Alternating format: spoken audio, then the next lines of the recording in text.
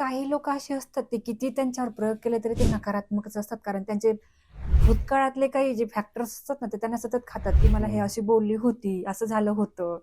मग हे जे निगेटिव्ह विचार आहेत ते भरभरून मनात बसलेत, हे कसे बाजूला करायचे? हां, त्याला आता काय करायचं माहिती आहे का? पहिली गोष्ट म्हणजे एक लक्षात आपल्याला आलं पाहिजे, हम्म, की माझ्यातनं माझ्याकडे ऊर्जा चांगली असेल तर मला चांगलं मिळणार आहे. हम्म, हम्म, जर मी त्या गोष्टीचा विचार, जी गोष्ट 10 वर्षापूर्वी झालेली आहे, हम्म, 2 वर्षापूर्वी झालेली आहे, ती अगोदर खूप वर्षापूर्वी झालेली आहे, ती व्यक्ती निघून गेली, मेली ती, हो तरी देखील त्याबद्दल विचार करतो आपण. असे हो किती लोक आहेत. हो असतात, आहेत.